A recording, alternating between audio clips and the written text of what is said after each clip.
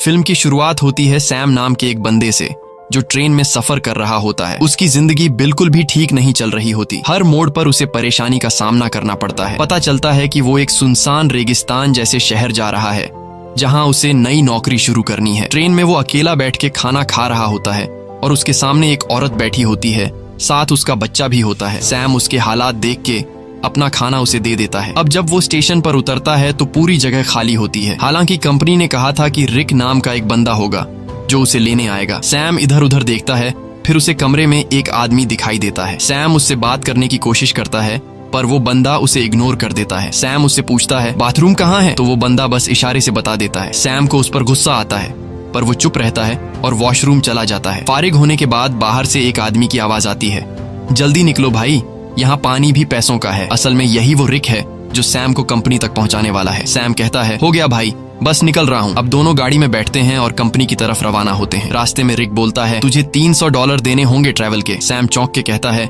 यार कंपनी ने तो कहा था $200। रिक गुस्से में कहता है अगर 300 दे सकता है तो ठीक, नहीं तो उतर जा। सैम सोचता है कि कोई दूसरा रास्ता तो है नहीं, तो वो मान जाता है। थोड़ी देर बाद गर्मी बहुत ज्यादा हो जाती है। सैम एसी ऑन करने की कोशिश करता है। रिक तुरंत गुस्से में कहता है हाथ मत लगाना एसी को वरना इंजन बैठ जाएगा। अचानक गाड़ी का टायर पंक्चर हो जाता है। रिक खुद कुछ नहीं करता और सैम से कहता है चल टायर तू बदल। सैम मजबूरी में टायर बदलने लगता है। इसी दौरान वो देखता है कि एक कुत्ता दूसरे कुत्ते को मार रहा होता है। ये देखकर सैम बहुत ज्यादा डर जाता है। रिक आता है और कहता है ओ भाई कांप क्यों रहा है, ये होता रहता है। फिर वो जख्मी कुत्ते को खुद मार देता है ताकि उसे और तकलीफ ना हो। सैम बड़ी मुश्किल से टायर बदलता है।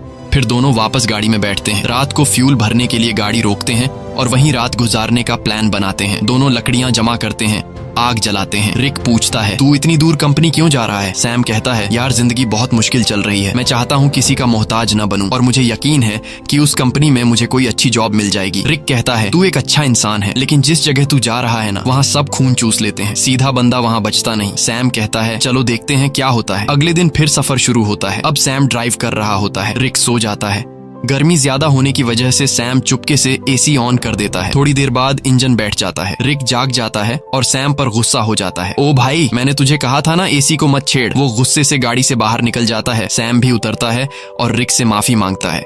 रिक को और गुस्सा चढ़ जाता है। बोलता है चुप कर, तेरी आवाज ना सुनूं। इसके बाद सैम पेशाब करने जाता है। थोड़ा दूर जाकर वो एक चमकता हुआ पत्थर देखता है। करीब जाकर जब वो गौर से देखता है तो पता चलता है कि ये तो खालिस सोना है। वो फौरन रिक को बुलाता है, ओए इधर आ, चेक कर, कहीं मैं सपना तो नहीं देख रहा। रिक जैसे ही देखता है शॉक हो जाता है। वो लाइटर निकालता है, आग जलाकर चट्टान पर रखता है। बोलता है अगर काला हुआ तो नॉर्मल पत्थर वरना खालिस सोना। चट्टान जैसी की तैसी रहती है, मतलब सोना कंफर्म। अब दोनों सामान निकालते हैं, गड्ढा खोदने लगते हैं ताकि सोना निकाल सकें। पूरी ताकत लगाते हैं लेकिन चट्टान हिलती भी नहीं। रिक रस्सी की मदद से सोने को गाड़ी से बांधने की कोशिश करता है ताकि खींच सके, लेकिन रस्सी टूट जाती है क्योंकि सोना भारी होता है। इसके बाद दोनों लगे रहते हैं, सारा दिन खुदाई करते हैं। अब सूरज डूबने लगता है। रिक कहता है जल्दी से लकड़ियां जमा कर क्योंकि जंगली कुत्ते आसपास घूम रहे हैं, रात को हमें काट लेंगे। अगर हम आग जला लें तो वो डर के भाग जाएंगे। दोनों लकड़ियां जमा करते हैं, आग जलाते हैं, खुशी में गाने बजाने और नाचने लगते हैं। रिक सैम को गले लगाकर कहता है तुझे मैं फुल एसी वाली कार दिलाऊंगा।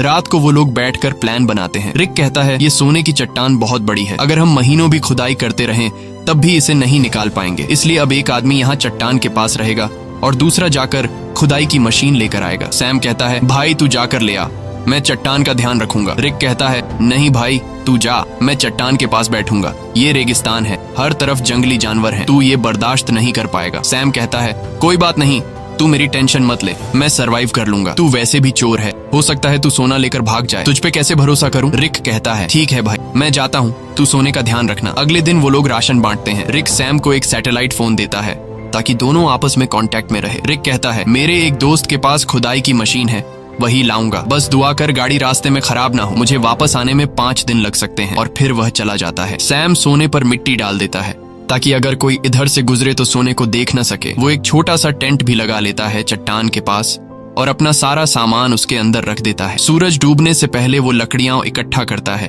ताकि रात को आग जला सके। रात को वो आग जलाकर बैठ जाता है, खाने में से थोड़ा सा खाता है और बाकी रख देता है। अचानक उसे जंगली कुत्तों की आवाजें सुनाई देती हैं और उसे एहसास होता है कि अकेले होने की वजह से वो आसान शिकार है। वो डर जाता है और चाकू हाथ में लेकर सो जाता है। अगली सुबह सूरज की तेज धूप से उसकी आंख खुलती है। बहुत गर्मी और थकावट होती है। नींद पूरी नहीं हुई होती और सूरज की तपिश उसकी स्किन जला रही होती है। तभी सैटेलाइट फोन की बेल सुनाई देती है। सैम दौड़कर फोन तक जाता है लेकिन कॉल कट चुकी होती है। वो टेंट में बैठा सोने को देख रहा होता है और सोचता है कि सोना बेचकर सबसे पहले एक बड़ा घर खरीदूंगा। फिर सैम पास के इलाके में घूमता है। थोड़ी दूरी पर उसे एक क्रैश प्लेन दिखाई देता है। वो फौरन उस क्रैश प्लेन के पास जाता है और वहीं रहने का फैसला करता है, लेकिन वहां से सोने की चट्टान उसकी नजरों से दूर होती है। इसलिए वो प्लेन के कुछ टुकड़े उठाकर चट्टान के पास एक टेंट बना लेता है। सैम कुछ देर के लिए आराम करने लगता है ताकि पानी की बचत हो और थकान कम हो। अचानक बाहर से कुछ ऐसी आवाजें सुनाई देती हैं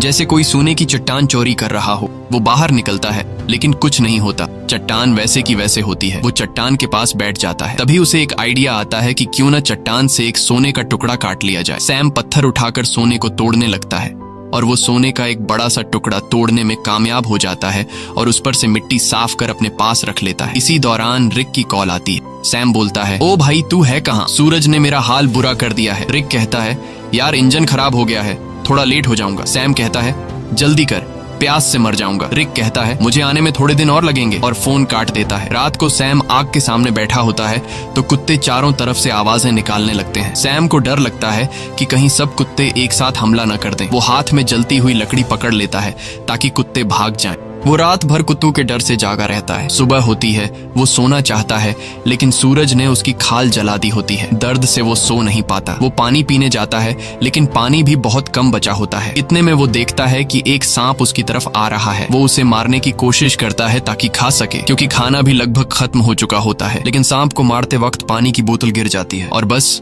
थोड़ा सा पानी बचता है। फिर वो दोबारा प्लेन वाले एरिया में जाता है, उम्मीद करता है कि शायद कुछ खाने पीने को मिल जाए। तभी वो देखता है कि दूर से एक इंसान आ रहा है। वो फौरन अंदर जाकर प्लेन में छुप जाता है, लेकिन वो इंसान प्लेन के पास आ जाता है और सैम को बाहर आने को कहता है। करीब आकर पता चलता है कि वो तो एक लड़की है जो उससे बात करना चाहती है, लेकिन सैम उससे बात करने को तैयार नहीं होता। लड़की पूछती है, तुम यहाँ बैठकर क्या कर रहे हो और यही जगह क्यों चुनी? सैम कुछ नहीं कहता, बस चुप रहता है। थोड़ी देर बाद सैम लड़की से कहता है कि वो इस प्लेन में रह सकती है और खुद वहां से चला जाता है। लड़की कहती है, तुम मुझसे कुछ छुपा रहे हो। वो सैम के पीछे पीछे चलने लगती है और उसके साथ कैंप तक पहुंच जाती है। वो बार बार सैम से पूछती है, तुम यहाँ कैसे पहुंचे? अब सैम घबरा जाता है। वो सोचता है, इससे पहले कि ये सोना देख ले, किसी तरह इसे यहाँ से भगा दूं। सैम लड़की से कहता है, क्यों आई हो मेरे पीछे? यहाँ तुम्हारी कोई जरूरत नहीं है, तुम्हें यहाँ से चले जाना चाहिए। लड़की कहती है, मैं तब तक नहीं जाऊंगी जब तक ये ना पता चल जाए कि तुम मुझे यहाँ से भगाने की कोशिश क्यों कर रहे हो। जरूर तुम मुझसे कोई राज छुपा रहे हो। उसी वक्त उसकी नजर सोने पर पड़ती है। वो कहती है, अच्छा तो ये बात है, पूरे सोने के मालिक बन बैठे हो, ये सारा खजाना अकेले ले जाओगे? अब मेरी बात सुन, मैं तब तक यहाँ से नहीं जाऊंगी जब तक इसमें से मुझे आधा हिस्सा नहीं मिलेगा। सैम को गुस्सा आ जाता है। वो डंडा उठाता है और सीधे उसके सिर पर मारता है। लड़की वहीं मर जाती है। सैम सदमे में आ जाता है। उसे यकीन नहीं होता कि उसने लालच में आकर किसी को मार डाला।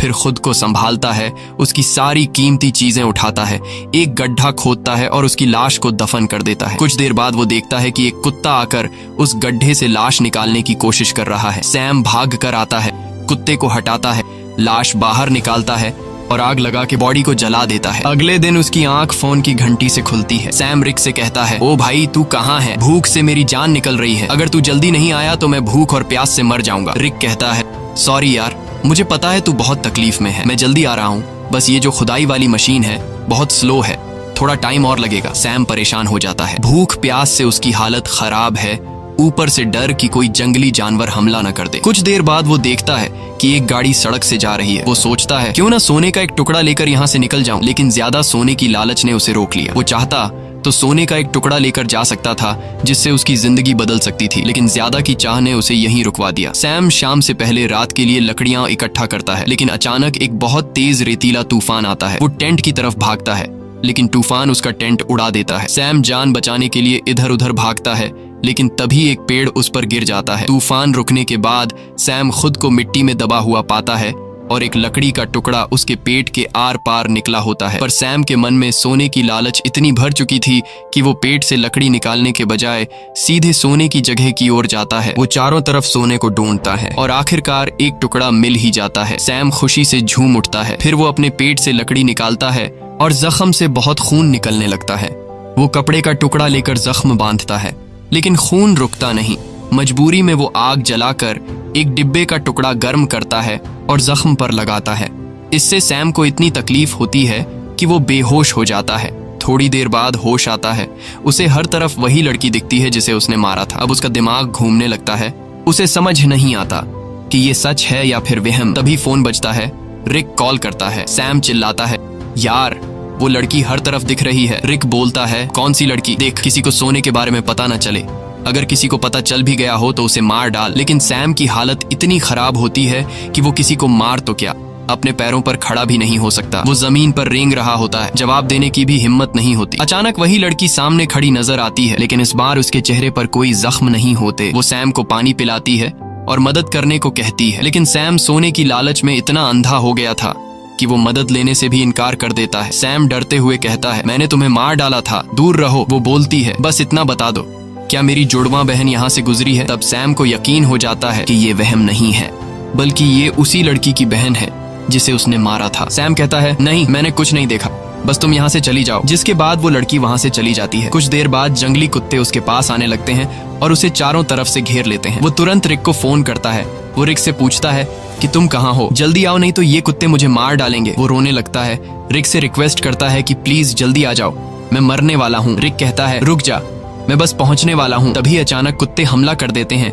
एक एक करके सब उसे नोचने लगते हैं। यहाँ हम देखते हैं कि रिक सैम से दूर बैठकर दूरबीन से सब कुछ देख रहा होता है। असल में वो कई दिन पहले मशीन लेकर वहां पहुंच गया था और बस वो सैम के मरने का इंतजार कर रहा था ताकि वो अकेले सारा का सारा सोना ले जा सके। जिसके बाद रिक छिपकर खड़ा होता है। वो देखता है कि सैम को जंगली कुत्ते घसीट कर ले जा रहे हैं। तब भी सैम सोने की तरफ देख रहा होता है। जिसके बाद जंगली कुत्ते सैम को नोच नोच कर खा जाते हैं। रिक को जब पक्का यकीन हो जाता है कि सैम मर गया है, वो गाड़ी लेकर सोना उठाने आता है, लेकिन अचानक एक तीर आकर सीधे उसके सीने में लगता है और वो भी मर जाता है। ये तीर चलाने वाली कोई और नहीं बल्कि वही लड़की की जुड़वा बहन होती है।